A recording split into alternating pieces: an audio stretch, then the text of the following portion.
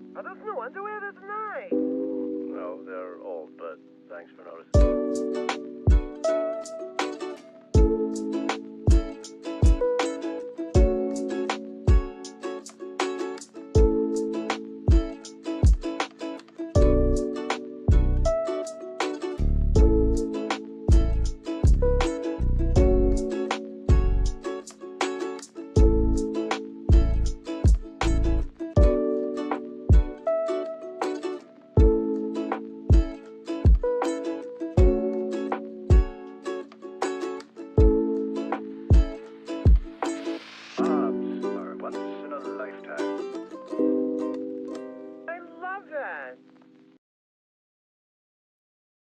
Is brought to you by our Patreon subscribers.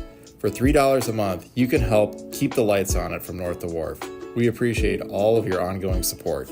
And be sure to get your North to Wharf merchandise at fromnorthtowharf.threadless.com.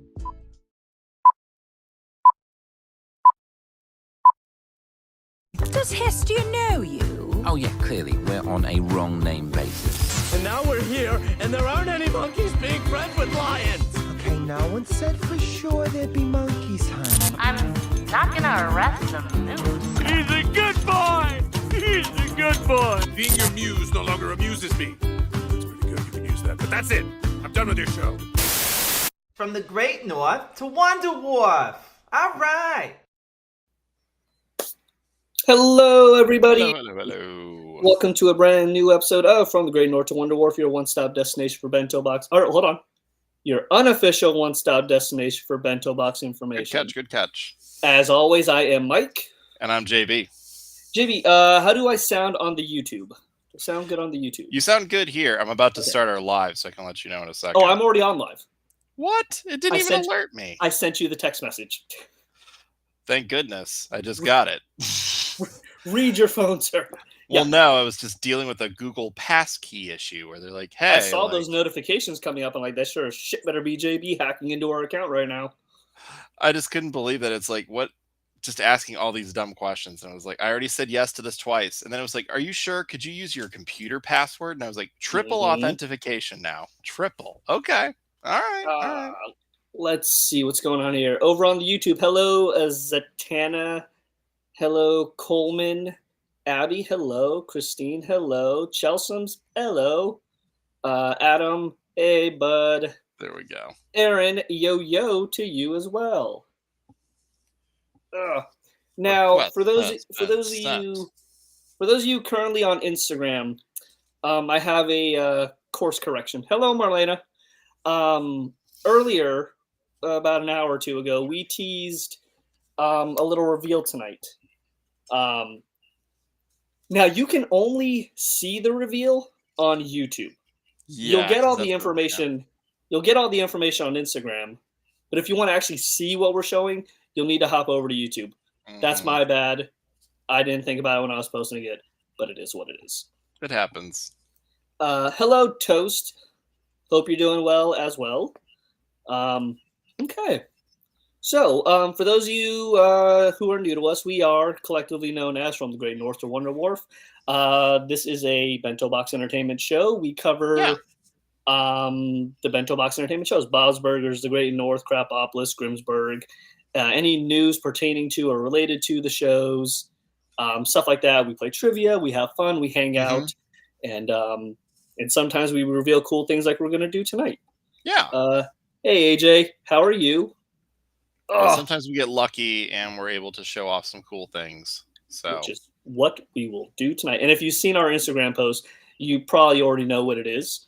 Or could at least guess, maybe. Well, that shows me you haven't been on Instagram, JB. Oh no, I saw it, but I would think that people could guess, but you never. Oh, I would hope so. Glad I picked the platform of best choice. Yeah, for sure. Yeah, I don't know why I didn't think of that. I mean, I could. Actually, no, not anymore. If I were doing a single live, I could do on Instagram, but I'm not going to do that. Rachel on YouTube. I think you got it. I think you nailed it. I think you nailed it. Maybe, should we do the reveal on the top, or should we? Why not? I mean, we're going to talk Bob's anyway, So it'll probably good segue into the season finales of these shows and really just hunkering down and talking about all the Bob stuff we can. So, all right, let me make sure I have the appropriate thing pulled up here. The appropriate things. Oh no! Why won't they let me? Okay, hold on. I gotta upload them to a fucking stupid Google Drive now. I thought I could just show my preview on my screen, but here we are. That's what I thought, but it says you need to give certain permissions. Google Drive. How is everybody doing tonight? Who is new to our show? Hope you like it so far. We're gonna show off some cool stuff that our buddies over at Toddland have allowed us to. So we're very excited to show it off. Shit. And don't worry about Mike. I mean, I literally had to get 3 permissions to just join tonight. Oh no, my big dumb fingers hit the wrong key thing. Yeah. Yeah. Now it looks like I need to confirm that it's you. Yeah, you confirm, because if I do that, then I'm gonna pop off. All right, I'll be right back, guys. Okay. Sorry, everybody. This for some reason the Ustream is not allowing me to properly upload these things without app permission, and it's being difficult and stupid. So once I get these uploaded, yes, Toddland, I'm so excited about the pride drop. Yeah, Chelsea's. Sounds like you all have already figured out what we're doing tonight. So it looks like you should have access. Were you able to do it? All right, let's see. Y'all. Nice. All right, I'll jump back on then. Cool. Let's see, Google Drive. Keep your account secure. Google needs to verify it to you. Please sign in to continue. Yeah, I'm signed in, bitch. Oh, I almost said our password out loud.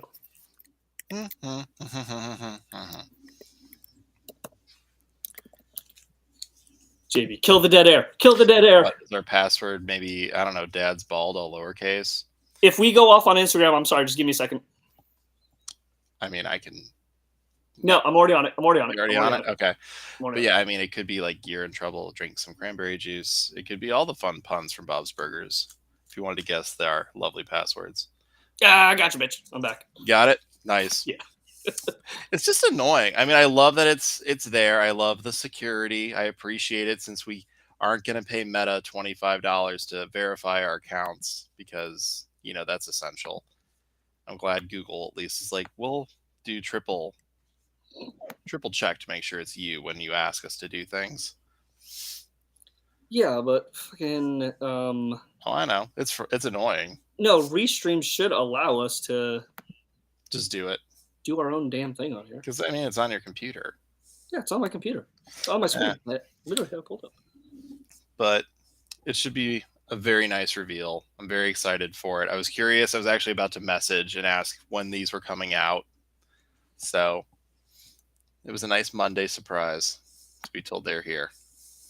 Okay, there we go. Damn it, hell. Okay. Technology is wonderful. Absolutely wonderful. How many of you were super stoked for the season finale last night? Or when you watched it this morning or this afternoon? How many of you thought it was like thumbs up pretty good or just middle of the road? Let us know in the comments what you thought about that, because we're definitely going to talk about it. And we'll talk a little bit about the Great North, which I thought definitely has done a lot of changing, which I'm actually cool with, because I think it actually helps the show a lot. And then maybe we will talk about probably one of my favorite Crapopolis episodes. Okay. Jesus. Now we got it. Christ on a cracker. All right, hold on. Daniel Ham 1987 said comments are off. First time watcher, love it so far. Oh, thank you, Dan. Comments are off. Try it again, Dan. Comments. I wonder if it's is it because I hopped off for a second? Well, remember, sometimes we turned off the non-follower one because people were being trolls. Yeah, because people were abusing that. Yeah, we were getting a lot of Not So so then nice you might have speech. outed yourself as a non-follower. I know who this person is, though. Hello, Dan. Oh, be cool, Dan. Be cool and smash that like button or whatever you have to do. Yeah, we're so good on the terms. Great North Fantastic. Like, Okay, like, subscribe and things. ding that notification bell. Yep. Okay, so we're up and running now. Okay, so if you haven't guessed it already, if you haven't seen our Instagram page, we are here on For North to Wharf exclusively revealing the key artwork and a couple of items from this year's Pride line from Toddland. This is the only place you'll see them, and this is we won't be posting them to Instagram yet. Not yet. Not after the show. So the only way to see it right now is live over on YouTube. Yep. And so much so that if you don't see them now, you have to wait because this episode will not be posted for people to rewatch until the reveals happen from Toddland. We were given exclusive not rights. We were given permission. We were given permission to show off the key artwork, the burger of the day, and a couple of items. We're holding back some items just as surprises, but we'll go ahead and show you the designs, and then we'll go ahead and give you some more information. So we go ahead and activate the screen here, y'all. So there's the first one. Let me see. Okay. So this one, this is the burger of the day. Did that zoom in for everybody else? Yeah, it did. Okay. Whoa. Yeah. There we go. Okay. So this is the burger of the day. I want to break Brie burger. Extra fancy cheese and fit for a queen. This was written by our buddy Adam, Zen Master. Zen Master. Nicely done. I love that he just said DVR, like the old B Squad episodes. Screen grab. This is, of course, a play off I Want to Break Free, hence the little nod to Queen in the the little... Can't outright say it's a Queen thing, but we can always nod. Never a Queen. So, of course, stop zooming in. Oh my God. Stop it. So, for those of you who have done Toddland Burger of the Day Pride shirts before, you know that they come in every single color found on the Pride flag. Yes, so you'll be able to get this in whatever color you'd like. I will tell you that purple is super nice since it is the old Wheelie Mammoth color from our shirts last year at the booth. And if you like the periwinkle, the little brighter one, that's also nice too. On the front will be a heart. I believe it's either a heart or the rainbow burger. I haven't seen the rainbow burger heart. Usually, at least it was last time. So so we'll have this in all the different color. Or Toddland will have this. We're not Toddland. In all the colors of the Pride flag, so you get to choose whatever, whichever color you prefer. And just so everybody knows too, Toddland's super cool. And if you like plus sizes like 3X, 4X, 5X, and I think he even sometimes does 6 if you ask him nicely. But I would email him to make sure of that. But I know he goes up to 5s because that's what we've sold at Con. So definitely any size, he's pretty open to it. So, and he's pretty cool. So just if you have a question, I'd ask him. He probably can tell you. So for those of you who have bought from Toddland in the past, you know, we get a burger today, but we also get key artwork always done up by Simon Chong. And this year is no different. There we go. This is this year's super nice. Pride key artwork. It's a little parade. God, I'm so sorry, everybody. My stupid fingers. It's a parade float. It's so nice on the baby Drive My Car burger. Yes. So yeah, the Pride parade. I remember us, me, you, and Todd and other folks having conversations about wanting to do a parade design, and this year we were finally able to do it. Not only do we have the entire family. Marshmallow's back, baby. Marshmallow's back. Nat. So many burps. Got the Nat attack. Nat attack out front.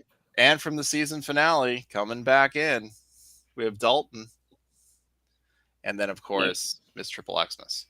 Yes. Not sure on the colors that these come in at the moment. But nice, this is the key. Yeah, it is very nice blue. This is the key artwork. And, of course, for those of you who love totes, got you covered on the totes. We have both the key artwork and the burger of the day in totes. Totes are about this size. Give me a second. Yeah.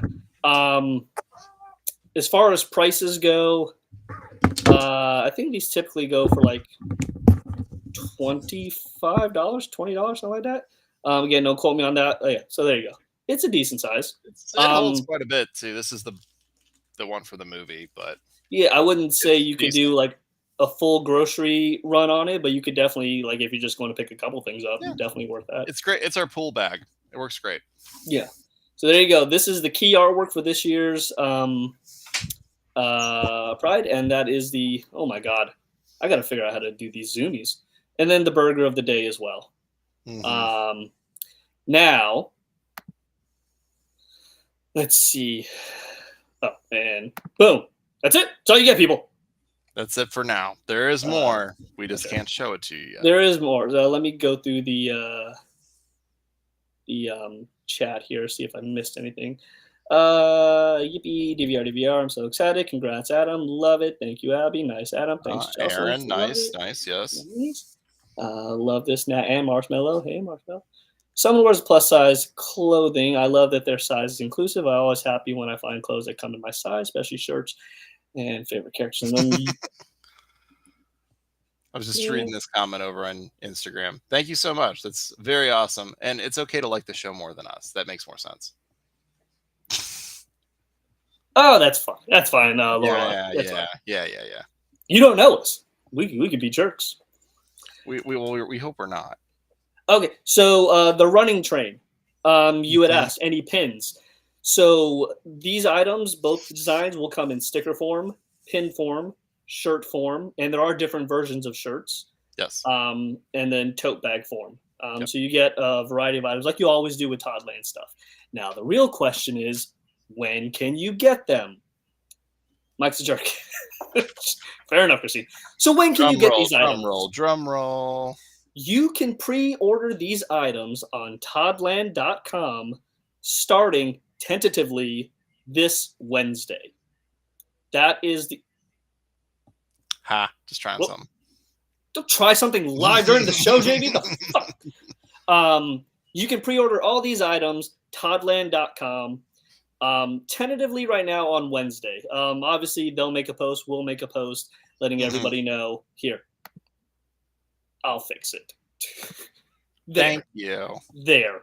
I was about to hit it, but you said don't touch anything. So well, don't do it. I'm not going to touch anything. So, yes. Wednesday, tentatively, we'll have the high-res photos to put up. The links will go live. They're also re-releasing the Little King Trashmouth and Gary Just Married shirt or design. From last year, with the cake. From last year. They're putting that back on pre-order as well because folks really dug that. So they're going to put that on pre-order. Again, all those will go live on Wednesday. Todd also wanted us to let you know that... Oh, yeah. Do you want me to do this one? The sale? Oh, yeah. Go right ahead, yeah. So Toddland is, at least as we know, he always seems to be reorganizing and trying to go through his stock. And occasionally he will find boxes of things that he's like, oh, I forgot that was there. So he's putting all of those boxes and things that he finds on his new tab on his website, the for sale page or on sale page. So that you can get that soon as well. That I believe he said is going live soon. So keep an eye out for it. I think a little clarification on that part. If I can't go back, actually I can go through my text. I think what he said was he put all of the Great North stuff up. Oh, that's true. Sorry, guys. No new stock, but he put the Great North stuff, a lot of the shirts and stuff on sale. There's now a new on sale tab on Toddland.com for easy findings. So why is stuff going on sale? That's another thing that we can reveal. Toddland is adding 3 new properties and 3 booths. So a total of 3 booths. So he's adding 1 more booth to Comic-Con and adding 3 new properties. So they're kind of buried underneath a lot of cool stuff right now that we can't share at the moment. That's con stuff. And that'll all start happening in July. Once we get the okay, we'll let you know about those as well. But for now, he just says he wants to clear out some space for all the new stuff that's coming in. He's like, I got to make room for all the cool things. So there will be, I'm sure, lots of things, Great North and beyond, probably added to that for sale tab as time goes on. So keep checking it out. So a lot of cool stuff. And again, Comic-Con is in July. So a lot of this stuff is going to, once we get past Pride, Yeah. Then You'll start seeing that stuff trickle out. con stuff will start coming out fast, and we'll have all the posts here. We'll show everything, everything that we're allowed to, everything we can. Of course, we're going to be coming live from Comic-Con. Yep. Because we'll be there. We get to see our cool staff shirts. We don't even know what those are yet, but Todd Great did a North great shirt. job both years. Oh, Abby has confirmed that the Great North shirts are currently half off right now on toddland.com. Nice. So go there if you haven't already gotten your Great North stuff. I'm curious to see which ones they are. I'll be right back, but I'm still here. I'm just going to tap over. Sure. So yeah, there you go. That was our cool reveal. Again, check back on Wednesday tentatively. Things could always flip around, but that is the tentative date right now. The on sale is the first tab. Oh, There's yeah, some Bob's Burger stuff on here, guys. Oh, that's another thing. The great thing about con season is typically last year's stuff goes on sale. So there's some great stuff, guys. Right off the bat, you've got the Freezer Dome T-shirt from last year is half off. Can you share your screen to show everybody? Let me see if I can. I should be able to. Do I just hit the share screen? And let me go ahead and say allow. Select Windows screen live. Let's see if it's going to let me. If I go back to that. I wonder if it'll let me. Let's see. It may just actually just do the same thing I'm doing. Let me see if I swap that. Yeah, there you go. Okay. Oh, an infinity loop. Is it on there now or no? Yeah, it's on there. Okay. So do you see the Freezer Dome shirt right there? Yeah. Me swirling it. Okay. So we got Freezer Dome right here. This one's going to be about half off. He's got a couple totes here. He's got the Linda Yacht Club one, which is super cool. This one zips as well at the top, perfect for beach and stuff. Also, this one does as well. The Ready Set Go bag. This one also zips at the top. And it says it's heavier, so it's a thicker canvas bag. So we also have the Almost Everybody bag on sale for half off.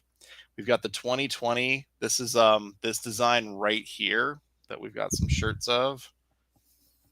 For those of you on Instagram, you can see them real quick. But it's really cool. It's got Hawk and Chick, Burger Boss. It's got lots of cool little like Easter eggs hidden in it. But since it was during the pandemic, we have a bunch of these. These are $5 from 16. So great deal there. And also the 2021 is also $5. The open-ish burger. Mm-hmm. Lorelai over on Instagram. It is what's her name? She was on Workaholics.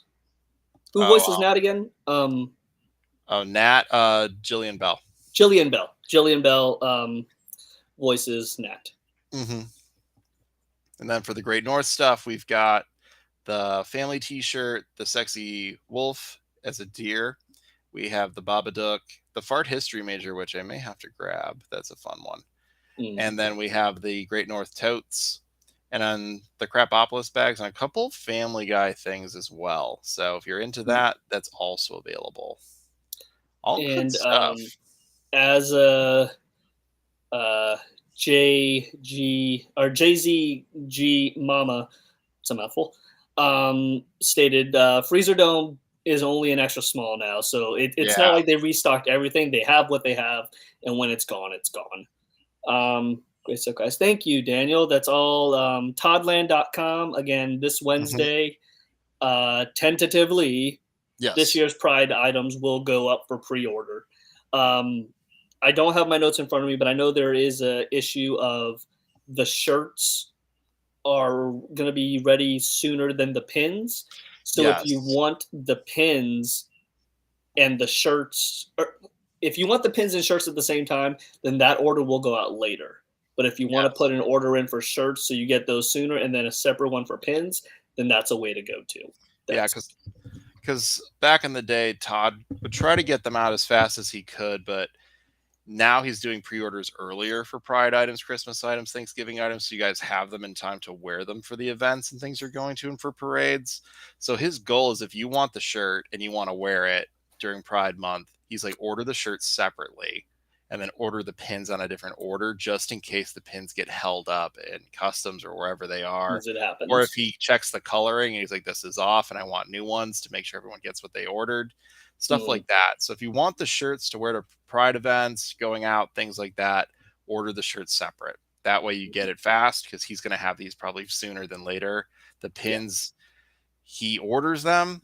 He just can't always guarantee with the pins particularly that nothing's going to happen or get in the way or slow it down. But he's trying to get everything out as fast as possible. And again, we'll have all those specific details. Right now, we can just roundabout discuss everything, but we'll have all the specific details. Probably come Wednesday.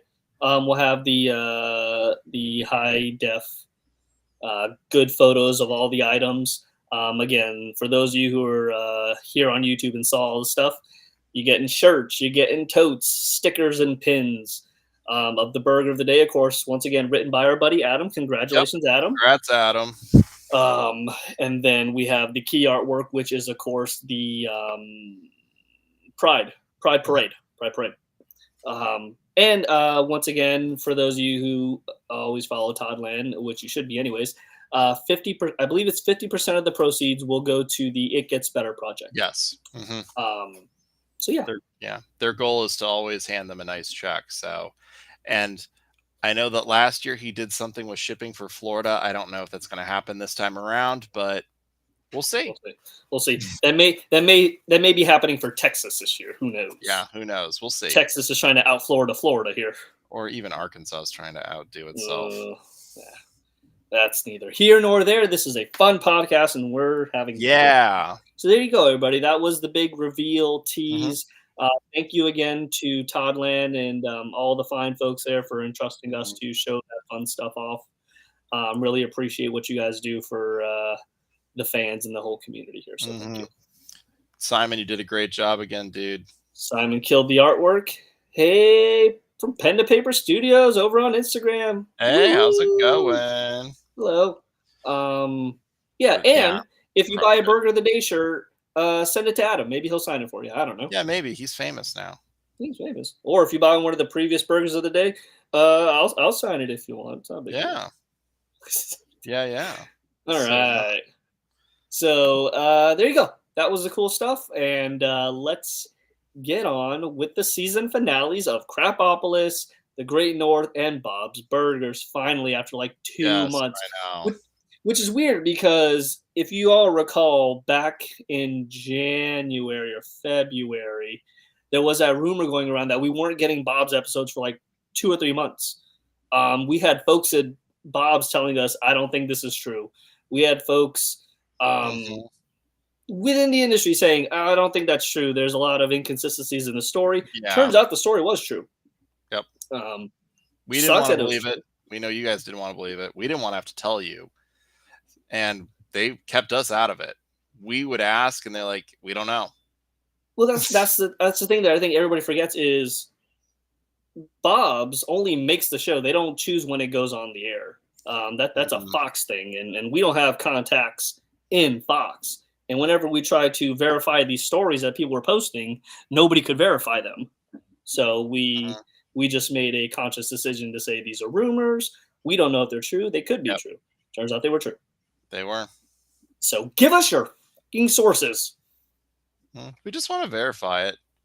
Like, we know that like it'll be on like Futon Critic or things like that. We just like to verify it before we tell you guys, just so it's not like, well, we heard it from you. And it's like, well, we heard it from that guy. So we try to get it from like, I work at here. This is why I know it. And I get it. There could probably be people who are like, I'm not supposed to be releasing this information. That's why I can't get my name. That's fine. We're not going to reveal the sources if you don't want us to, but we at least need to know whether what we're saying is true. Yeah. Just so everybody kind of knows. Yeah. So shut up. God. All right. Venmo the execs. Yeah, let's do this. Venmo the executives. Yeah. What's their PayPal? Let's just go do Crapopolis first. That's the newest show. Let's talk about them. All right. So we have Crapopolis, the season finale. And for those of you who've been watching this series all the way through, this is the end of season 1. It's 23 episodes. This is a long run for a show. I mean,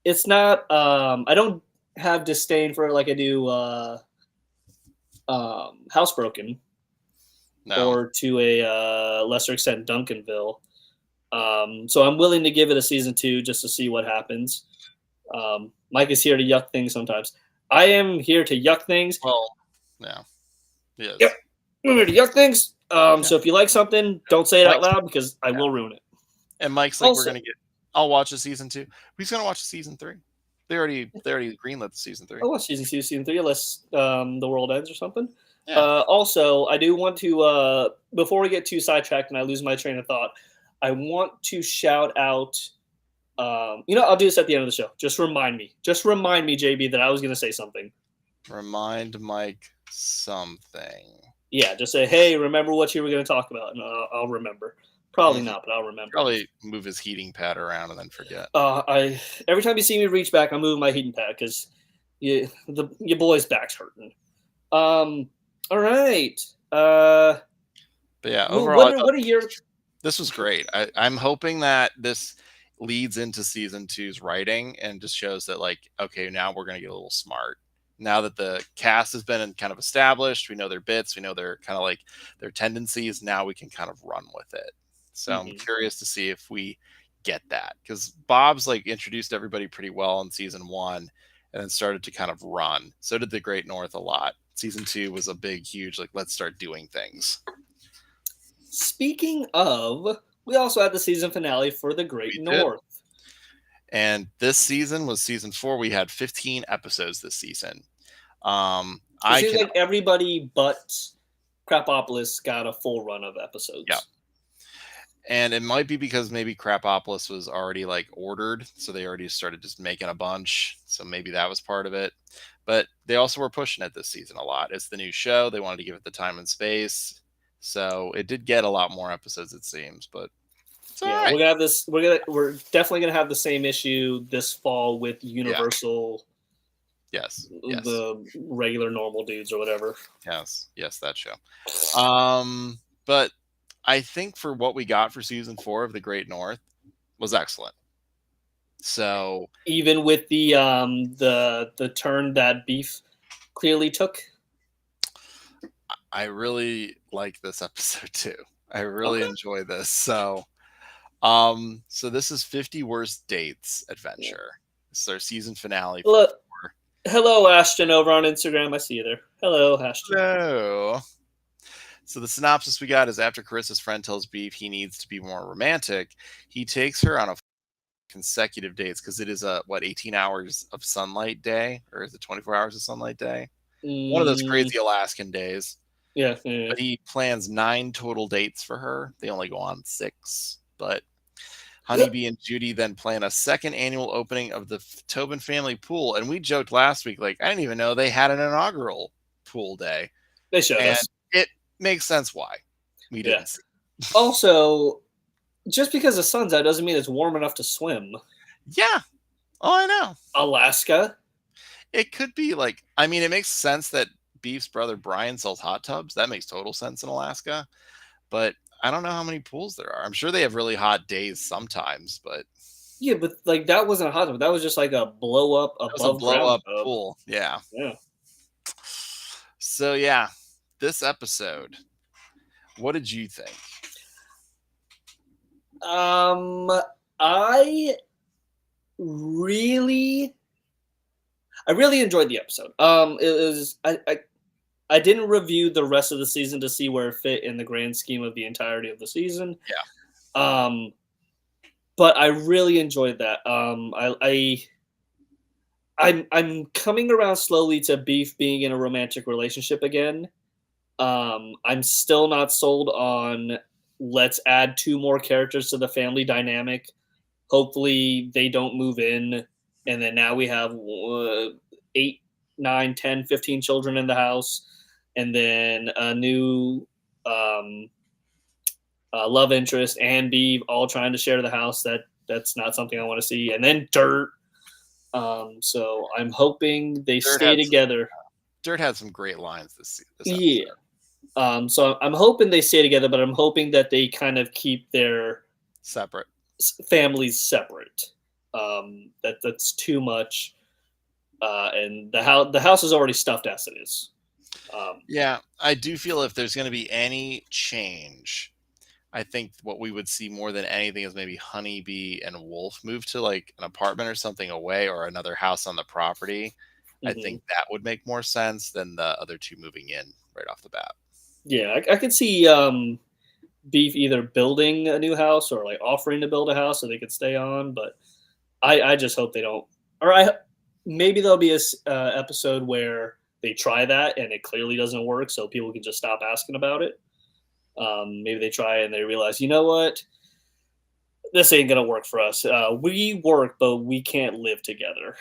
So I'm And it hoping that's might what happens. be more development for Moon and her daughter might be that. It's kind of like they're enemies and it's not working out. Yeah, So it might be one of those. that's mainly the dynamic that I don't need more of on an episode basis. Like, because they're Mhm. obviously living in the same house, then they're going to school together, so there's really no separation for those two. And Mhm. yeah, I don't know. That's just not what I'm interested in. Uh Christine over on YouTube says, "Great North was fantastic this season. I loved most of the episodes." Agreed. Uh, Martinez, though Debbie's behavior in the first 3 quarters of the episode, or be nice, really weirded me out of character coming from her. Her Yeah. I mean, her reasoning for doing that was Yeah. sound. She likes Yeah, seeing her mom happy. She's seen her yeah, mom date, what was it, Jason or Kevin before, and it didn't work out. I think she's been there to kind of see her mom go through these things and be like, your dad treats her really nicely and she seems happy. So yeah. why should I mess that up? Chelsea's coming in. I like the season of the Great North quite a bit. I like Ant Dirt. Yeah, I've come around on her myself, Same. but I think I miss Allison though. I would not be shocked if Allison comes back and then Beef kind of puts that away. Says, "Hey, no, we had our shot. We didn't take it. I'm with Carissa now." hmm And not to say that maybe, as Mike is saying, like through all the trials and things with Carissa, that it may get to a point where it just doesn't work anymore. And maybe that is when Allison makes her triumphant return. Because she did say, like, maybe we'll be at a place someday where we both work. Maybe. But that could be seasons from now. So I'm actually fine with the way things are right now. It seems fine. And I think this is a good place for Beef. He opened up a lot in this episode. He thought things were just fine, and then those two moms really kind of Those pushed their two own meddling assholes. meddling kids. Literally, Meddling. kind of put in their own agenda. Like they wanted to go on dates, they wanted all these things, and they're like, you got to Projecting. do all this stuff. Yeah, Projecting. It's because your life sucks. Let's see. Debbie is my also favorite. Oh. the amount of drugs and stuff that woman has on her at all times is nuts. In the hockey episode, she's drunk all the time. Then she's like having ecstasy in her bra, essentially. And She's alcohol. essentially the same character from Parks and Rec. Yeah. Yeah, essentially the same character.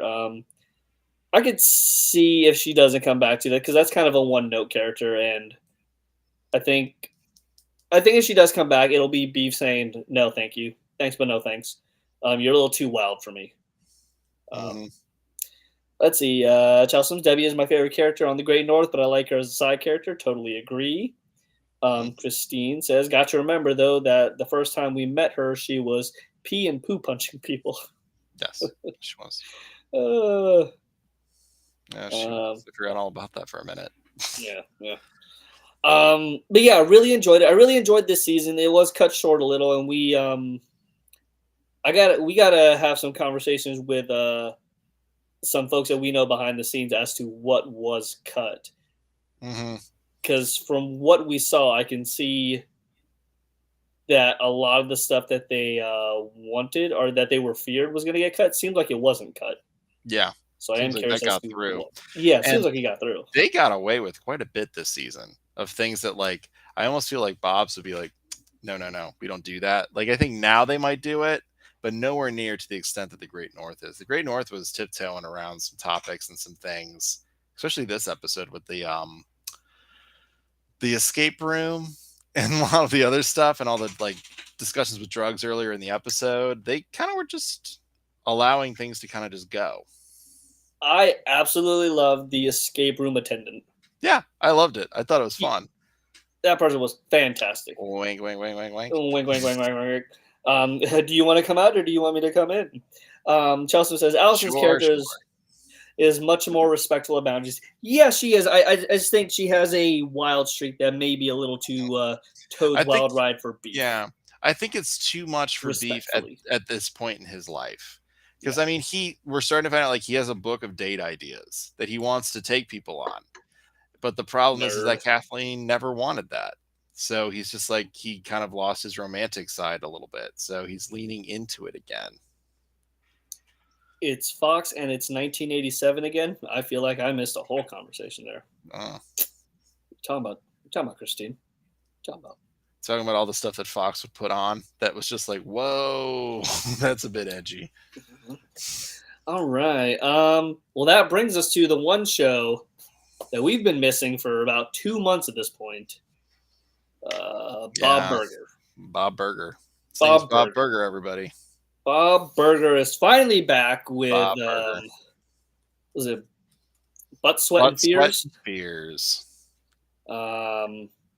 JB, you got the synopsis? I sure do.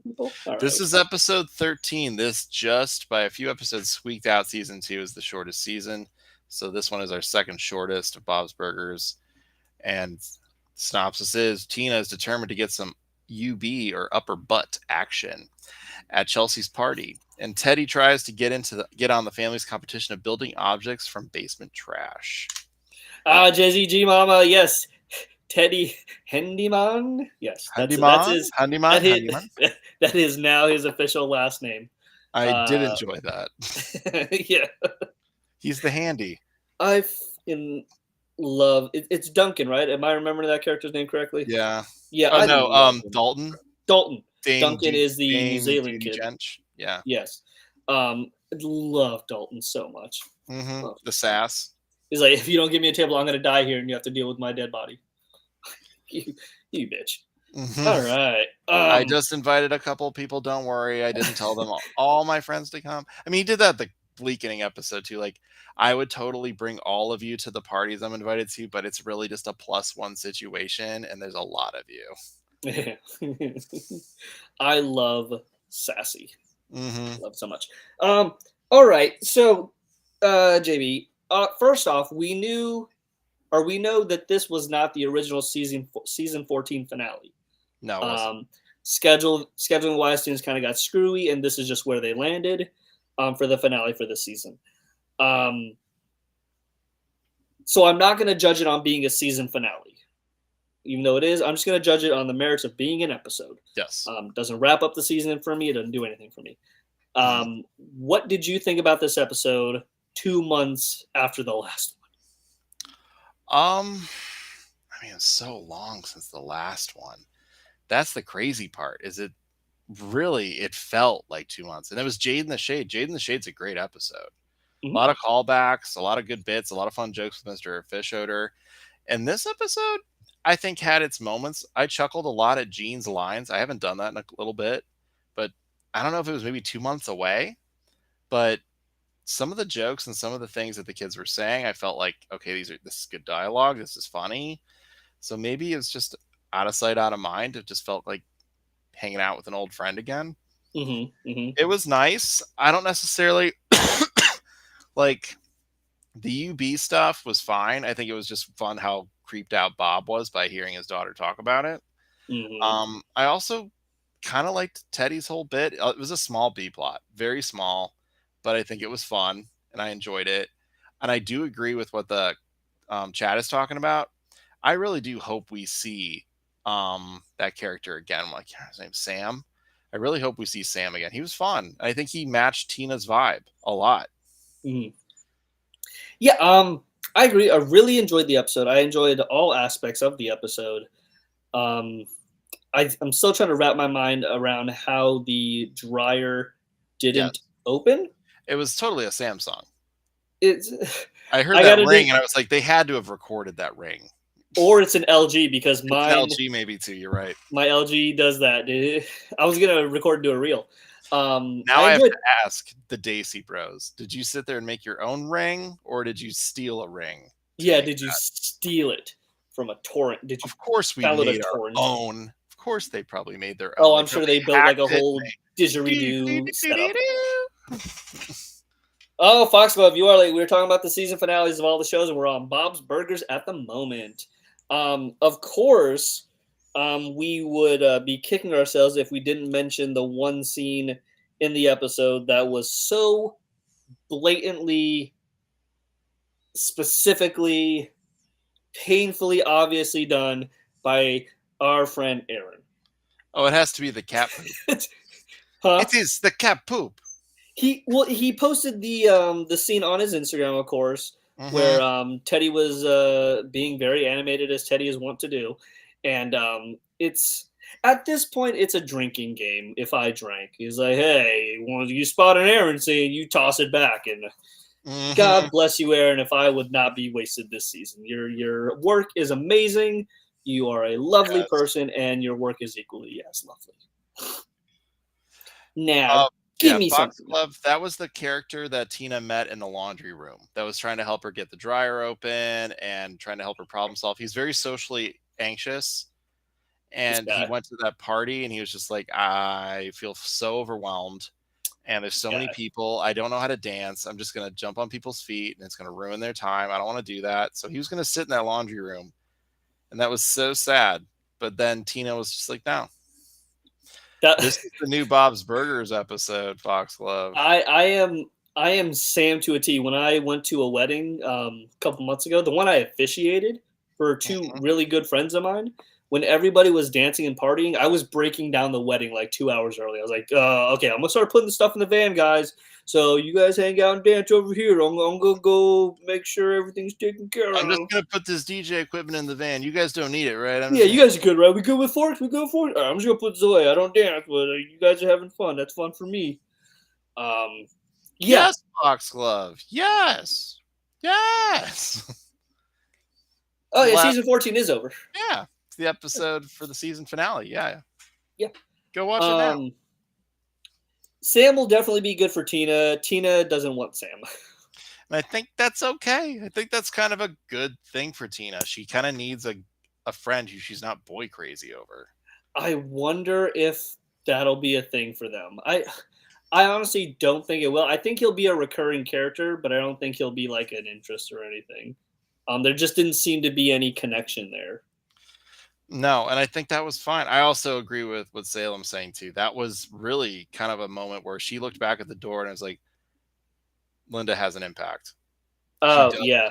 Her. And like Linda actually usually means well. There are some episodes she goes way overboard.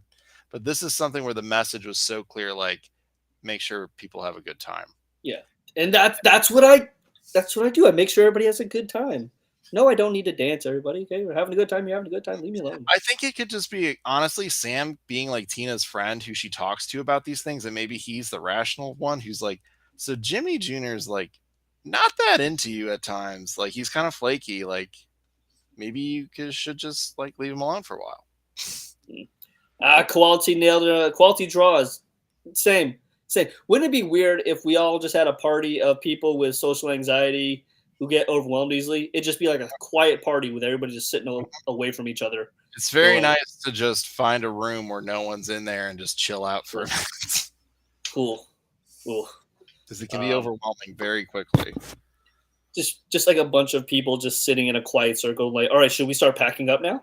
That'd be hilarious. I think Tina and Sam almost felt like Luis with Kaylee back in season 10. Yeah, it did. Yeah, that went nowhere. And that went nowhere, but I'm hoping Sam sticks around, just like the character from Amelia. I hope he makes another appearance, the puppeteer. I think that could be fun as well for even Louise, just to have an artsy friend. My friend tried that. We made fun of him. Rightfully so. You should always make fun of your friends. Which is why they hang out in the laundry room with a bad-smelling cat turd. I agree with that comment about Tina remembering what Linda said and made her heart cry. It was just so sweet. Yeah, these kids they're a lot sweeter than we give them credit for. She gave up that UB to make someone else's feel good about going to this party. UB, Jesus Christ. But yeah, really enjoyed the episode. Really enjoyed the season at large. We got the return of Marshmallow in season 1 or episode 1. Unfortunately, that was the only bit we got from her. Hopefully, we get more. We didn't really. Did we get any Nat this season? We got no Nat. We also got no Speedo guys. I don't doesn't really. remember him coming through. I think he may have had like 1 or 2 lines. We only had Jimmy once or twice. We only got Jimmy in the 1 episode. We got Marshmallow in the 1 episode. Mr. Fishoder really had a lot this season. Yeah. I remember him being at least 3 or 4 episodes out of the 13. I know Fishoder will have an episode next season. She did in the Piccalaureate. We got Nat for a brief moment. Yeah, wait, didn't we? It was very brief, though. You could borrow with a limo. That was it. Yeah, okay. Then that was the season. It's so hard to remember what episodes were in the She was on season. vacation. She's like, if you can drive, you can have the limo. Yeah. Okay. Hopefully we get more of her and some of Marshmallow. The Fishoder episode on the island was crazy. That's probably one of my favorite episodes. Yeah, that was fun. I am excited because we have Mr. Fishoder's Opus next season. Really curious as to what that's about. Really curious as if some episodes from 14 are they going to transfer over to 15? Because we know for a fact there were a handful of episode titles that just never made it to air. So we're not quite sure what's happening with those. Excuse me. So it'd be exciting to see. We are getting a season 15. If you heard last week, you know that it was announced that Bob's will be returning to its original 9 p.m. time slot on Sundays at the beginning of the season. And that's all we can confirm. We don't know if... There's always movement at some point. Yeah. That's why if you've ever looked at some of our throwbacks, it'll be like Bob's Burgers coming back to 8 o'clock because of like Cosmos or this or that. It's schedules change. They get an event, Fox delays it for football or something, so they move time slots. It just happens sometimes. So I think the big thing coming for this season is the fact that half of the shows are starting mid-season. Yes. So we have 7 shows, 4 slots. We know Family Guy is moving to Wednesday, so that's fine there. We don't know if any of the other shows are moving to Wednesday. We know there's a new show, Universal whatever dudes, which I think is Basic Guys or whatever. So the Sunday lineup for the fall is going to be Simpsons, Basic Dudes, Bob's, Crapopolis, with Family Guy, The Great North, and Grimsburg all coming back mid-season with Family Guy on Wednesdays, eventually moving back to Sundays. Yeah. Do we know anything about the episodes that haven't been released? Not yet. No. We've seen some table read pictures, which means they're like doing the scripts and they're going over read-throughs and stuff. But like as of episodes that have been completed, they really haven't said anything about those. Yeah. Are you talking about the episodes for season 14? Like, because we know there are a handful of titles for season 14 episodes that were never released. For those, we don't know if those are getting bumped to season 15. So all that's in the air. I doubt they're just going to scrap them. That wouldn't make sense. I would doubt it. Yeah. So who knows? We'll probably find out a lot more at Comic-Con in July, which, again, follow us for all your Bob's Burgers and Great North Comic-Con needs, because we'll be there. So here's some episodes that the titles were listed earlier earlier last year, but there has been nothing said about. We have the Big Steeblitski, the Tina Table. The tables have Tina-ed, the Right Tough Stuff, To Catch a Beef, Don't Stop Beak Cheesin', For Whom the Doll Toes, They Slug Horses, Don't They? And Hope and Mick Knight. Yeah. So because that would have taken us 14. That would have been 21 episodes. That would have been the season. So yeah, will those get carried over to 15? My betting odds say dollars to donuts that they will. I don't see them writing those scripts just to then completely scrap the episodes. I don't think so. I mean, they might switch the order around a little bit so we get a natural like season premiere, and then it kind of makes more sense maybe in how they want to run the episodes because they like to do it for continuity. So we'll see what they do. Because sometimes we'll even hear that like someone will be like, "Oh, this was actually supposed to be the season finale, but Mhm. it got switched around due to production issues or whatever." Martinez. So I'm guessing some shows would have to be like this past season, where we would have a shortened season for those shows. I don't know. Or just long hiatuses between episodes. Is, It could be like Bob's, where it was like a big, huge amount for a couple months, like 2 months. There was an episode every week, and then it was just like nothing for a month, and then they came back for 2 episodes and went away for a month or two. It could be something like that, just so it staggers, so everybody gets their episodes. Hopefully, they've learned from this past season to not go 2 months without a show's episode. But we honestly have no idea. We know the Great North is back in January. Grimsburg is the same.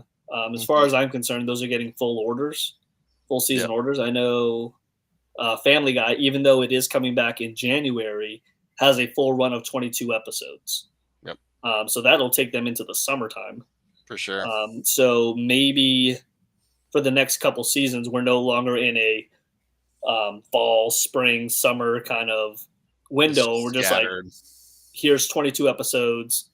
We'll air them when we air them. You got 22 episodes. There's 53 weeks. Plot. Yeah. So it's going to be interesting. And like I said, I don't envy that person's job. That sounds awful. No, they're doing a shitty job of it. But yeah, we will. Tina Table, like from season 4 last I broadcast, knew that was like Tina was. Yeah, that was Tina's thing where she talked about topics. So I was hoping that'd be a Wagstaff News episode. Yeah, and the script cover that we did see, there is a it looks like a school newspaper cover. We saw the script cover for that from Simon. So who knows? But again, July is going to bring a lot of information. Hopefully we'll get word of a 16-17 season renewal before then. But if not, yeah, we'll find it all out in July. So. Ooh, if you look on the EIDR, these episodes have been removed from the registry. Have any of the season 15 episodes been added? We can take a look and see.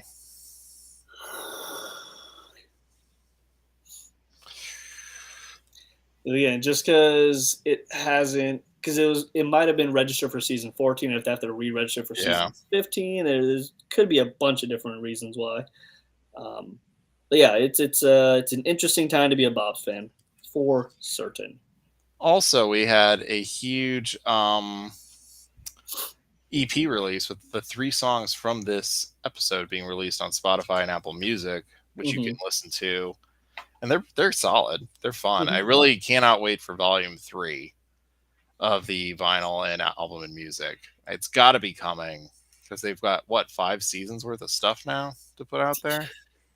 Yeah, I'm trying to remember how far we went before we got the first one. I think we went 5 seasons or 6. Yeah. Because then the other one came around 10. So 15 is next year. Yeah. So hopefully we get through the season and then hopefully knock out another set. We haven't. I know me and JB, we haven't heard anything about it. So that's just wishful thinking from our lips to God's ears. Yeah, I mean it's brought up every Comic-Con when they do a panel. Someone asks, but they haven't done a panel, so people haven't been able to ask. They should do. They should do. Yeah. Would you do Bob's Burgers live? I mean, we'd love to if there's time. That's always the answer. But there's just never time to do a whole tour like that. Well, Archer's not on anymore, so. No, but the rest of the cast is so busy Shaw's with other stuff. Busy. Yeah, Shaw's always busy. That's really all I got for the shows. You got anything else for Bob's? My big thing is how many of you really loved what Teddy did in the basement? Oh yeah, we didn't really discuss that. I thought it was fantastic. I did too.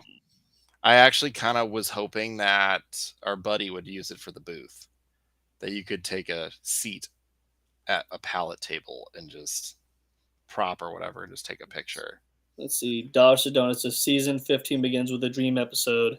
It's been 4 years since we've had that. Got to continue the trend. Well, if it's been 4 years, I don't think that's a trend. Yeah. I mean, I'd actually be okay if they opened it with a triptych.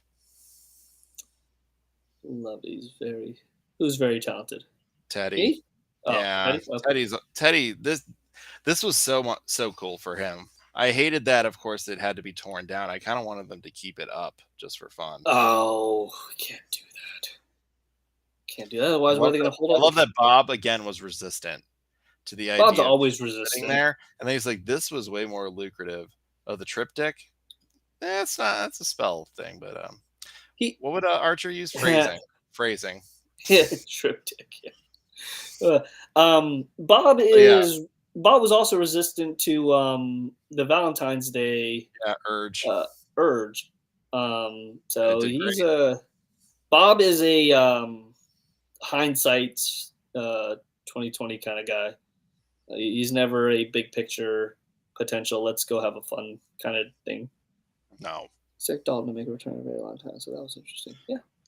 So yeah, looking forward to season 15. If you're on Hulu, I haven't seen for the other shows, but I know for Crapopolis says Crapopolis will return in the fall. It said in the fall for Great. Okay, cool. So they've already updated those. Check it. So they may have updated it after I started it.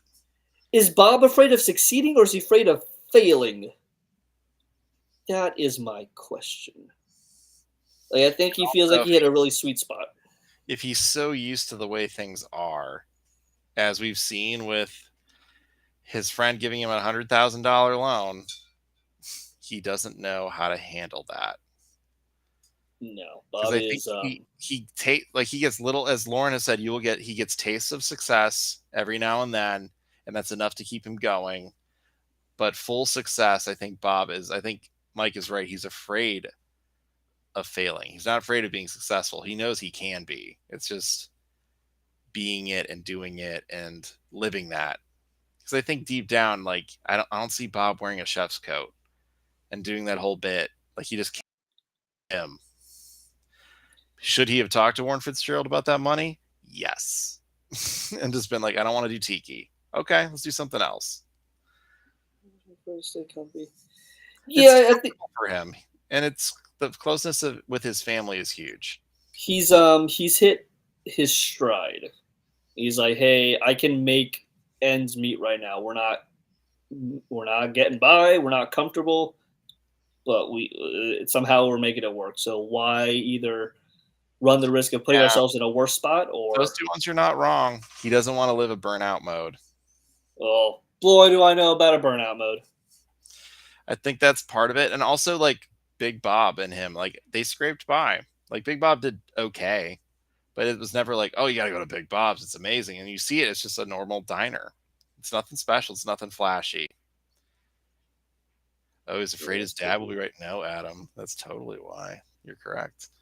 I get that he wants to go through the grassroots route and not take shortcuts, but we never. What was it? What's his statement? We never, whatever on meat. It's during the horse episode. We always use quality meats. But yeah, he's like, we never sacrifice quality. Oh, okay. Theo says, I think he's afraid of someone else's idea of succeeding. I can get that. He wants to do it on his own. I get that. Because I think there's moments that we saw him with Jimmy this season with the meatball pizza, the ball pit. And he was just like, that was a dumb idea. I'm glad it worked for you, but I have thousands that are better than that. But that's the thing. He doesn't. If he did, he'd be successful. And I think, yeah, but I think we've seen it in multiple seasons. Jimmy is willing to do the sleazy things to get the attention and get that notoriety. And Bob is not. He's not willing to put himself out there. That guy's like, do you want a plaque? He's like, no, that's weird, because that would draw attention to his restaurant. So then why have a restaurant then? I think it's what he's good at. He knows he's good at it. He knows his burgers are good. I think the thing is that any notoriety scares him off, because it's like, then we're going to get busy. And then it's actually like, I have to perform every day. He does that now when he makes the burgers of the day. Mm-hmm. Yeah, so clearly he doesn't care about that. So I would argue against that. I think he talks a big game. He's like, I could be successful if I wanted to. He's like, no, you can't. If you could, than you would Well, I have. think that's the thing. Like, there's a lot of artists out there that are really good at what they do. They're just awful at promoting themselves. And I think he is that guy. He could have somebody promote for him. He doesn't have the money to do that. He has kids. Have you seen them? No, I think, and this is They're real like, talk. we I have to think hand out flyers. I They can't think even do Bob that. is a lazy, terrible business person. He shouldn't own his own business.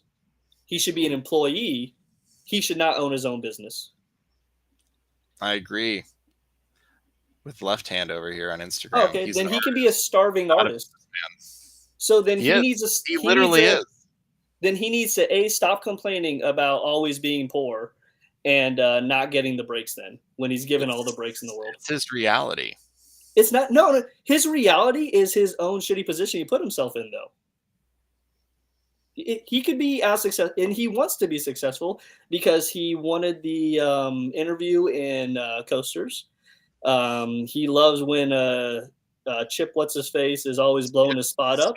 Skip, yeah, Skip is blowing his spot up. So he wants the success, but he's either too lazy to do the work or he doesn't want the success. Those are his options. Because I think he gets a taste for that. Like, even when it was like Best Burgers on the Wharf or whatever. Yeah.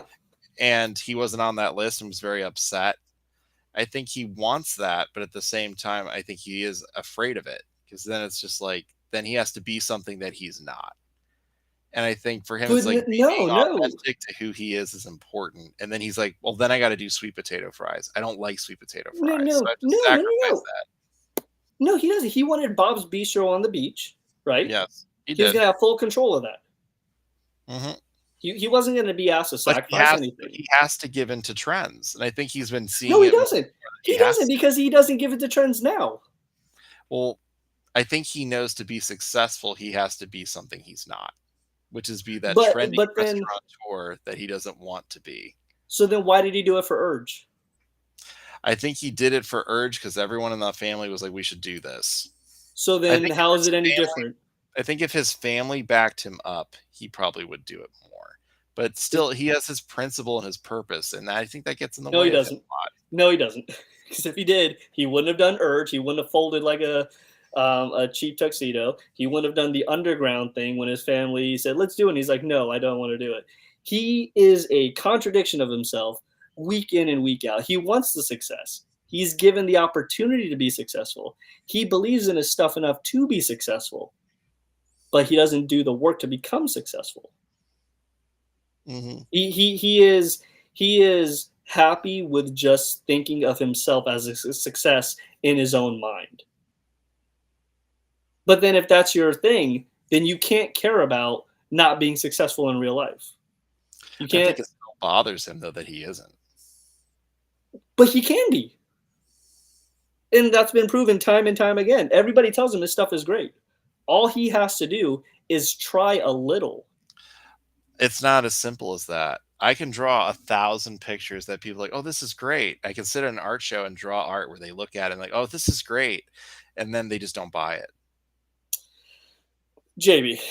So then you're like, am I bad at what I do? And it's like, no, it's just that some people just don't. So when he was set up for the interview on Coasters, which was huge, when Skip was setting him up for success, that was huge. When he was in that cooking competition and he sent Gene to get the black garlic, knowing Gene was going to mess it up, that was huge for him. So he has all these avenues that doors just open for him. And he has found a way to self-sabotage himself time and time again. So he either is talking a big game and doesn't believe what he's saying, or he just doesn't want it. I think there's more to it than that. Let me know. Let me know. What other angle could there be? Well, if we look at like Big Bob's restaurant, we see that Bob worked every single day of his life and that he does not have a relationship with his dad because of it. I think he wants both. He wants to have a restaurant. He wants to have more of a close-knit relationship with his family and his wife than Big Bob ever did. And I think he sees that, look at Big Bob's doing better than me, but at the same time, he's miserable. But Bob has that relationship. He worked with his family day in and day out. Those are his only employees. If he needs employees, though, then he doesn't have them around all the time. He likes them being there. As much as he complains, it's comfortable and he enjoys them. That's why he's mad when Linda leaves and goes and works at Fresh Feed. He doesn't want that. But when they sold out Urge, all he had was his family there, and they made it work. They did. They have shown him time and time again, and that's why he relies on them. As much as they are unreliable, they always step up and help him out. The family. So then they've proven time and time again that they are able to pull the weight. Bob knows that. He does know that. So then why won't he allow them to? Because if they're successful, then he has to hire people and they don't have to work there. No, he doesn't. He doesn't. He doesn't have to expand. He can be a tiny little place. He can be a niche little burger restaurant. It's not going to happen like that. No, but you know well that he could keep a small place and be successful. He could be, yes. Yes. He could. So nobody's saying he has to expand. Nobody's saying he has to be McDonald's. He can be a tiny little restaurant that always sells out. So why not?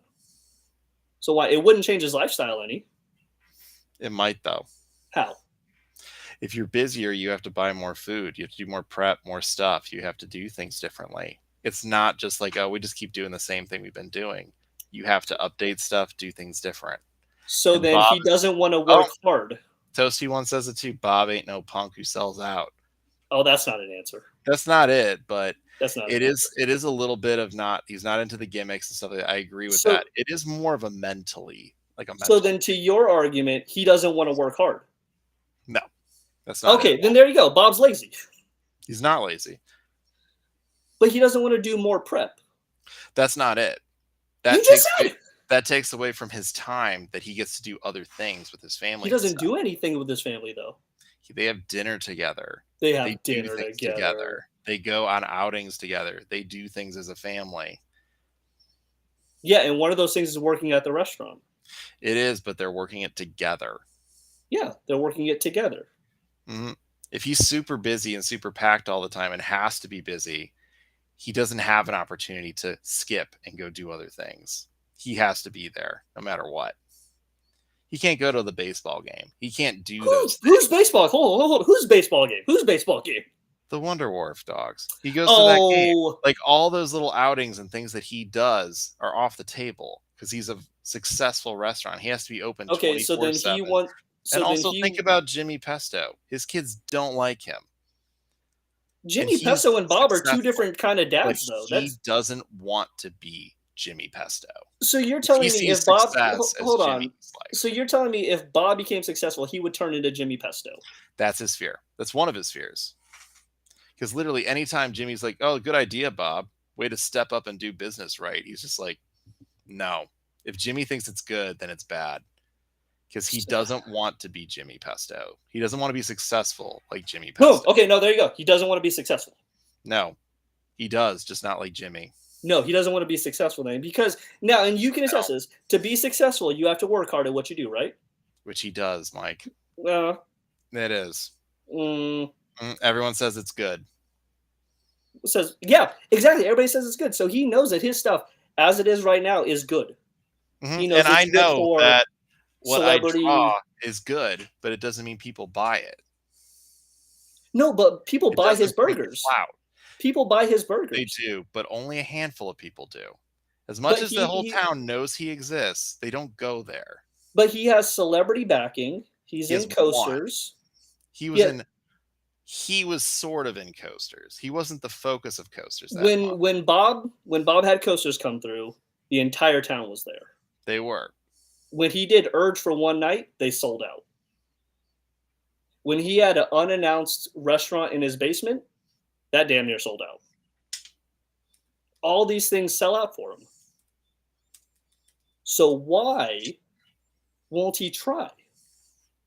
It's not about trying. What do you mean it's not about trying? Of course it's about trying. You make it all about work ethic. It has nothing to do with that. No, wait, why wouldn't he try? He does try all the time. So then, okay, then explain to me why. 100% correct. What he is does she say? Afraid of being successful. Why is he afraid? It changes the game. You guys act like he's going to become Jeff Bezos of burgers, everybody. He's just gonna get to barely middle class. He literally, when you talk about burgers on the beach, does he see himself in his greasy little outfit serving burgers? No, He he saw sees what he himself in a coat, and he being a loved that. He wanted that. professional chef. He He loved the wanted that. idea of it Yes. And that was his idea. He saw until himself he in the thinks about it. mm, Because it all no, seems cool to be higher middle class and do all until it starts taking away things from your life that you like. yes, but his version of success was him in a chef's coat selling burgers on the beach. That was his version of success. So it's clearly what he wants. We've all pictured what that looks like for us. And then once we actually think about it or it starts happening, then we're like, I don't know if I like this. There's a ton of movies about this. He changed his mind once he was strapped to the beam about to drown. Doesn't that No, act like he changed his idea when Tina told him that she was mad at him because she's like, the wharf is where everyone has fun, and this is you're taking this away. You killed this. Then yeah, but he that has regrets nothing that to do he with his. sacrificed what the town was based on and what he likes and what everyone else likes and his own morals and values for money. And then he's like, oh, I don't like that. I need to talk Mr. Fishoder into not selling the wharf. But that doesn't mean that he didn't like the idea of him He in liked a the coat. idea for a minute. Emotionally, he was like, this is super cool. And then once he sat with it for a minute and thought about it and saw how it affected the rest of everybody else, he's like, oh, this is not cool. Yeah, no, the what happened, not him being successful didn't affect the town. He was tearing down the wharf and displacing all those people and making those people sad. That had nothing to do with his restaurant. That had to do with the fish owners tearing stuff down. Huh? Good job, guys. You're getting it.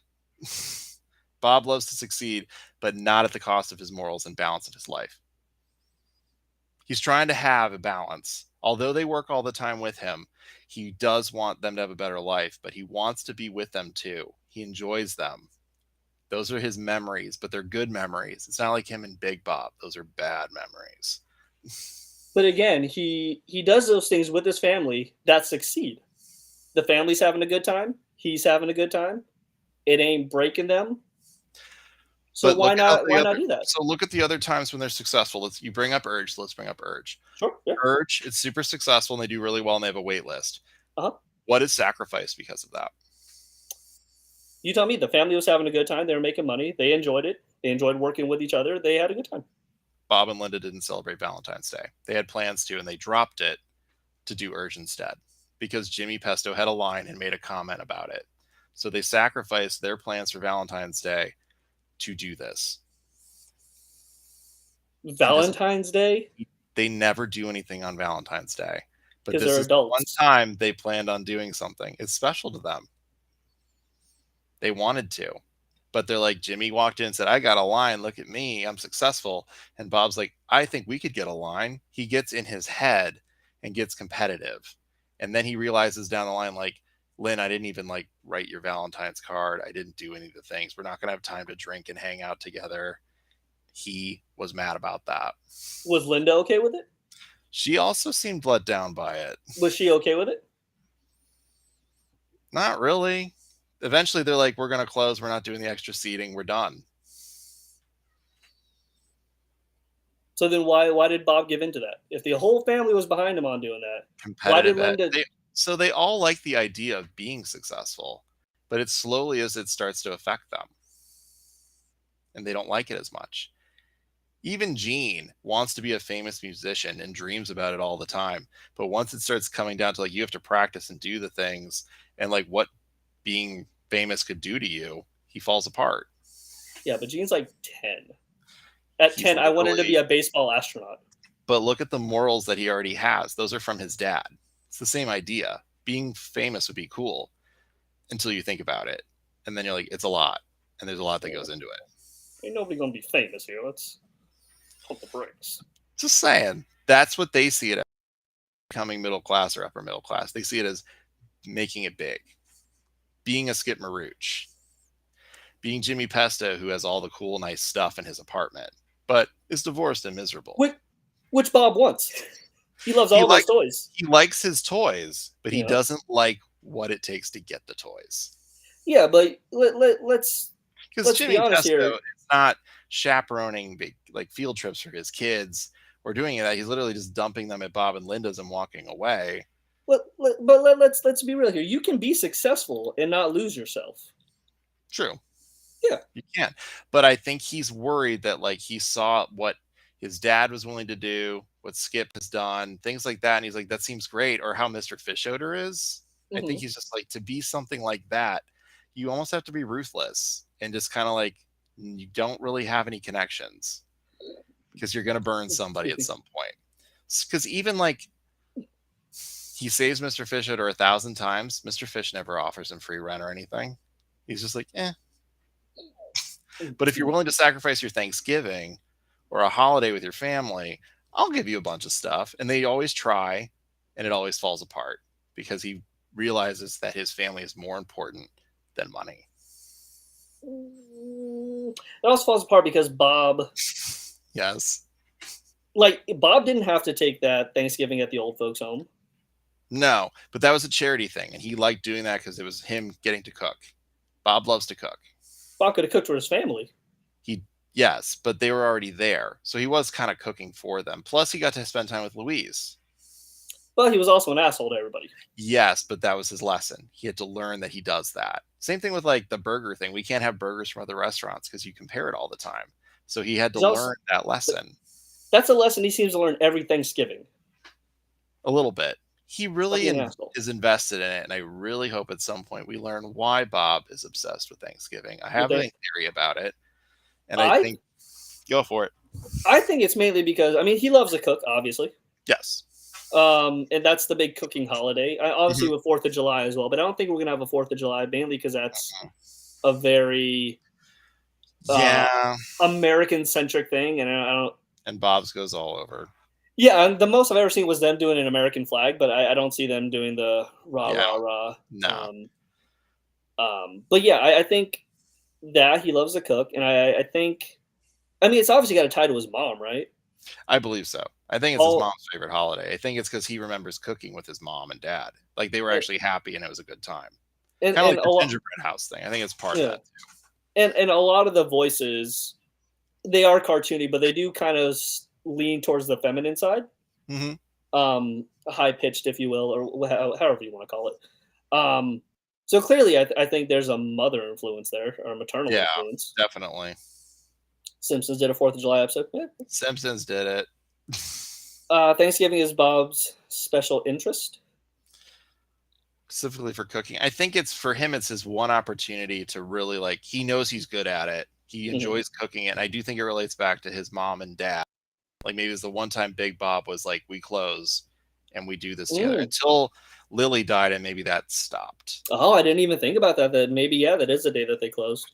That's interesting. And that's a whole thing. Like he always did his Christmas party, but then it could be like Thanksgiving was the day, and then it wasn't anymore. So then Bob's always like, we're always closed on Thanksgiving because I spend it with my family. I cook for Mort and I cook for Teddy. And it's like, this is my thing to just give back to the people that are important to me, kind of thing. I could see that. I do wonder what Bob or Big Bob and Lily's relationship was like.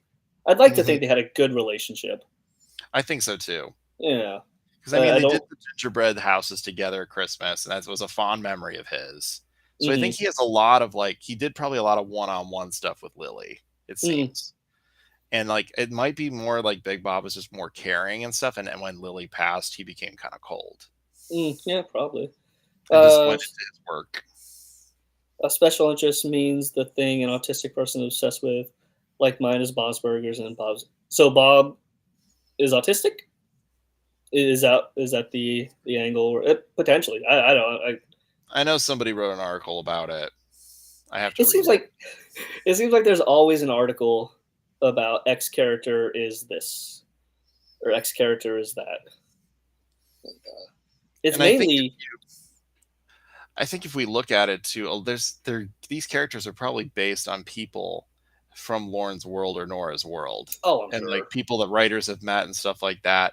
So these are always like Teddy was based on the handyman that Lauren had in San Francisco. And I think this is kind of like they're based on real people, and that's why they're so complex and complicated. They are based on other people.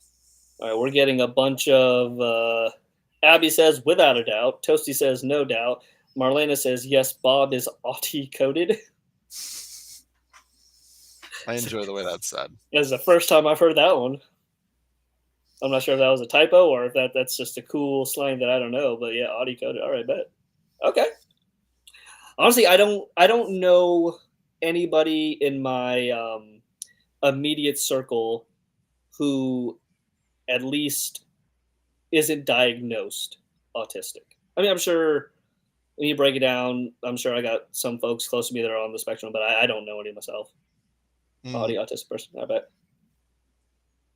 So that is the worst kind of autism. Yep. Specifically, our textbook definition. Okay. Season 1 episodes, yep.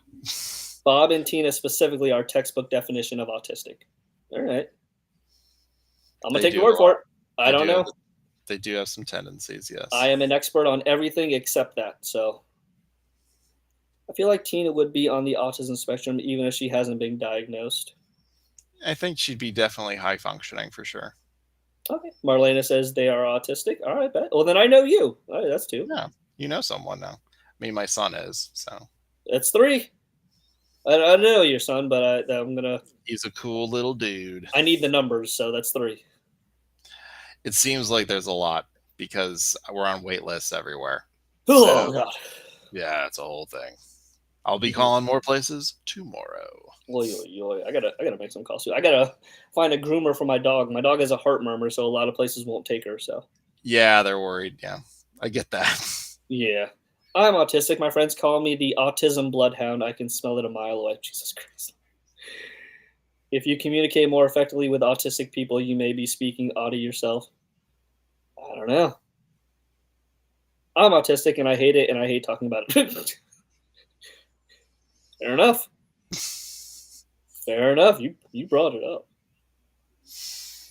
But yeah, I like how. I mean, this is a good discussion, honestly.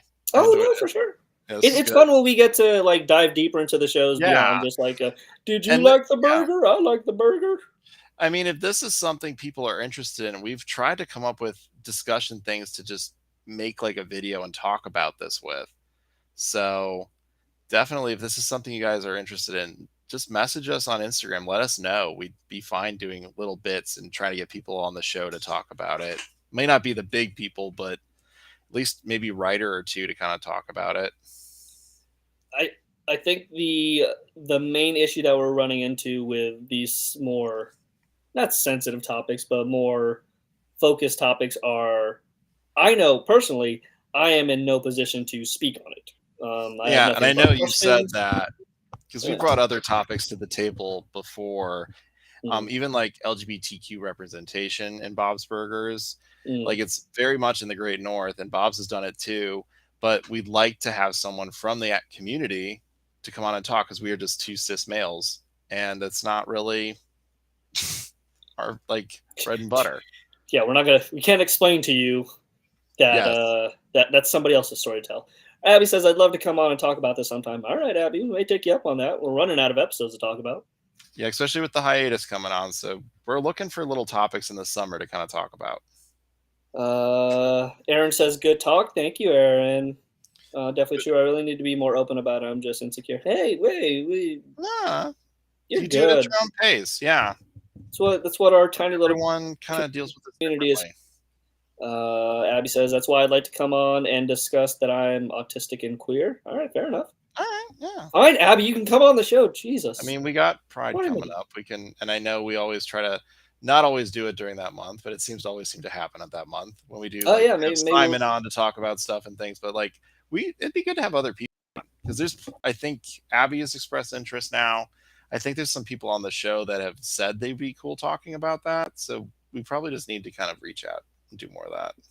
We do have a lot of guests coming on though, guys, but maybe this is a good time. Oh my God. Yeah. June is packed. June is packed. Some really good interviews. In fact, we only have one Monday in June that isn't an interview. Yeah. And these are some good ones. Like we definitely shot the shot and people said sure. And we're like, oh, okay. In fact, we'll announce our first one next week during trivia. In fact, we forgot to mention we're doing trivia next week. Yeah, it's movie-based trivia, 2nd anniversary of the movie's release. So yes, watch the movie multiple times because we're going to be combing. So And in fact, after we're done tonight, if you are a paying Patreon member, you will find out who our first guest is for the first week in June. I'll send that out. Yes. And if you also Toast- have ideas for things you'd like on the Patreon for us to do during hiatus, or things that you'd like to see more, let us know as well. We're always trying to find ideas of things because we don't have a ton of extra time, but we feel bad and we want to give you guys something. Ideas. We don't have any ideas. I want to get the Toasty one says, I am an autism and ableism advocate, and I'd love to chat about it. I don't know what that second one is, but okay. I do know. Okay, but what is it? Explain it to me. Elevator pitch it to me. Where's the elevator? Okay, the ableism with Toasty.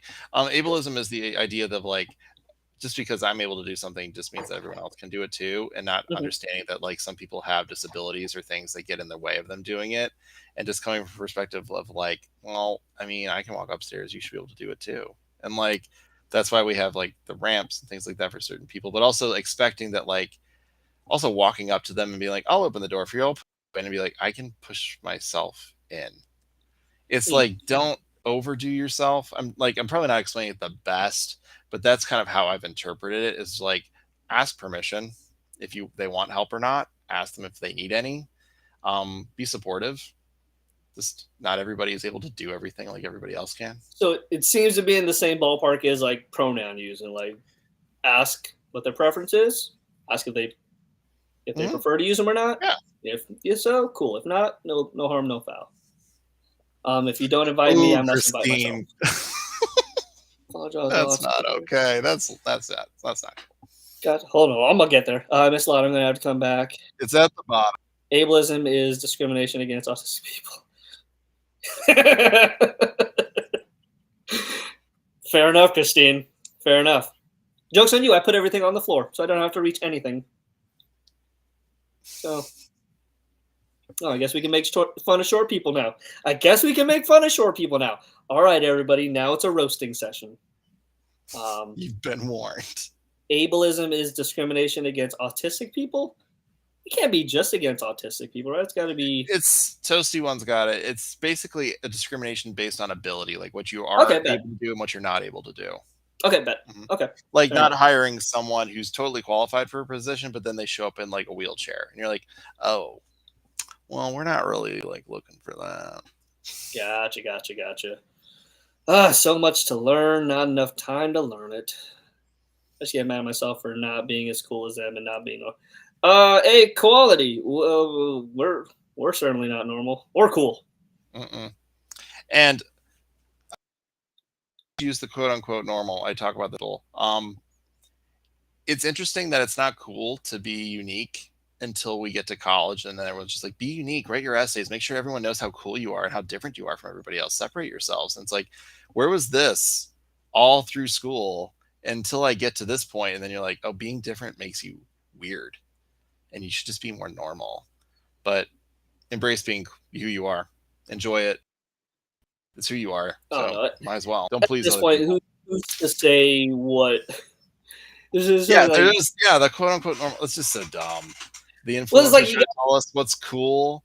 I was so annoyed when we went to the premiere and there were influencers. It was like, I've only watched 2 episodes of Bob's Burgers, but this movie was really cool. It's like, like there's so many other people you could have invited.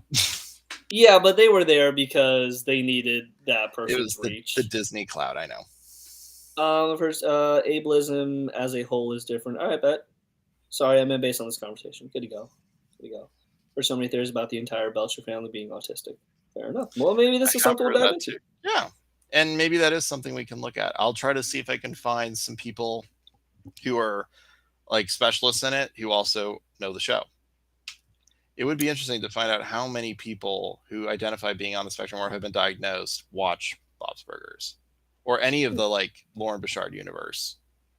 Well, I mean, we have our own right here in super producer Abby, so that's true. We she could can probably definitely put speak.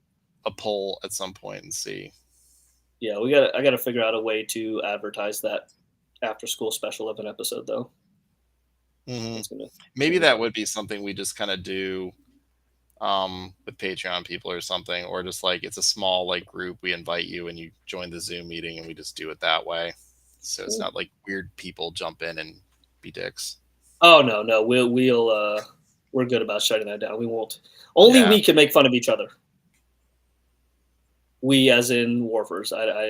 Salem, as in that comment right there, there were 2 songs, and they were fine. Most Disney movies have like 7 musical numbers, and they are dreadful at times. But Bob's had some like awesome songs with like Sunny Side of Summer and Lucky Ducks, and the rest was just classical orchestrated music. Which I was like, when they called it a musical, I was like, in what sense? But yeah. Well, they said that because Lauren said it was a musical. Yeah, I know. I think if fault. he had his way, Lauren would have put more songs in it. So many people. Okay, I think Miss Fisher is auntie. All right, are we saying everybody in Bob's is autistic at this point? Is Seymour's Bay like an autistic? Oh, Grover's song. You're right. Grover's, Sunny Side Up Summer, Lucky Ducks. I think those were all the vocally sung ones. I think everything else was music. Yeah, the rest was just music, I thought. Christine. Sorry for what, Christine? What are we apologizing for? Oh, for the jokes you made about your no, God, no. No, you're fine. Okay. Not and maybe that's why I think if we could have a good group panel with like Abby on as well, it could be just even moderating since we're just kind of like, we'll step back. But it could be nice to just have that discussion with people in the know. I mean, against my better judgment, maybe we'll just have Abby run an episode. It could be. Maybe. We'll see. And we just kind of take more of a backseat role. Maybe. We'll see. Maybe we do that job where we're like filtering questions. We'll see. And kicking I don't. No, maybe. I don't know. I don't know. Abby is Abby, everybody. And I know you all love her, but you don't see her off the air. Tyrant. Feisty. Tyrant. Okay. This is the most autistic show I know besides Raymond. You should. I'm great. I am a delight. I am amazing. You suck. All right. Well then, yeah. Okay, then we'll do that because we're out of episodes, so this will be a good discussion. All right. Definitely. Next week, Bob's Burgers, the movie trivia. I'm nicer off air, not to us. Mur and Ray over on Instagram. First time checking you guys out. Thank you. Hope you had fun. Yeah. Yes. Next week, 2-year anniversary of the theatrical release of the Bob's Burgers movie. So we are doing Bob's Burgers, the movie trivia. You can either join us on Instagram Live or you can join us on YouTube Live. It's Team YouTube versus Team Instagram. I will say this. The questions will be difficult as they usually are, but they will be pulled strictly from the movie. From the movie. Not the audio commentary of the movie. We're not doing that. Not the bonus features of the movie. Not My Butt Has a Fever. Nope. Just the 90-minute movie. Just the movie. So that's what we're pulling enough to pull from. So we'll be good. Yes. So yeah, if you play trivia with us, you know how that goes. It's always a good time, always fun, always free. FREE free. Remember that. Wow, look at him. That was a cool way to spell that. Good job. Oh, I have it on my notes. FREE free. Okay, so yeah, that's next week. And then we will also be announcing our first interview guest for the month of June. If you're a paying Patreon member, you'll find that out tonight. Nice, question 1: how many songs in the movie? Nicely done, Aaron. Are we talking about sing songs or are we talking about instrumentals? Yes. I got a soundtrack. I have to find an Aaron specific question and see if we can bust him. Oh yeah. And if you liked the deep dive that we did tonight with Bob, just going into like success or not, that could also be something we do as well, because I don't mind doing the deep dive or the psych eval dives on like Teddy or Bob or character, like going over that stuff. That could just be fun. Yeah, I'll die on that hill. Bob's a terrible business person. I know you will. I'm dying on it. So that could be something. Even if I'm wrong. But yeah, not so fast. At the top of the show, you saw that we have a Patreon. Link is in the bio. $3 a month helps us keep the lights on here. Helps helps us send out stuff like this when we get it. Or helps get us we to do Comic-Con. giveaways. It helps us do stuff like these and send them out, which we probably need to do a giveaway before con. So we'll come up with something since we're on hiatus. But yeah. All right. I love the discussion. Okay. Yeah. Okay. Then we'll definitely do some deep dives. And we will do deep dives of topics and have people from either those communities or people in those fields on here to talk. Because again, me and JB love to talk. Yeah. But I cannot speak to the LGBTQIA. I believe is. I think I got all the letters there. Yeah. I cannot speak to that story because that's not my story to speak to. So we will get folks from those different communities. Yeah, we usually just want to make sure that if we do that kind of a panel, it's balanced out, that there are people from there who can give that feedback, tell their stories, and give it what it needs, the due justice it deserves kind of thing. Because we can only give so much. Abby said I nailed it. All right. Well, might as well end it on that note because it could change very quickly from Abby. Yeah, what can I screw up in the next 20 seconds? All right. Well, this has been From the Great North to Wonder Wharf, your one-stop destination for bento box, or your one-stop unofficial destination for bento box information. As always, I am Mike, and I'm JB, and we will see you next week for Bob's Burgers the movie trivia. Good night, everybody. See you guys.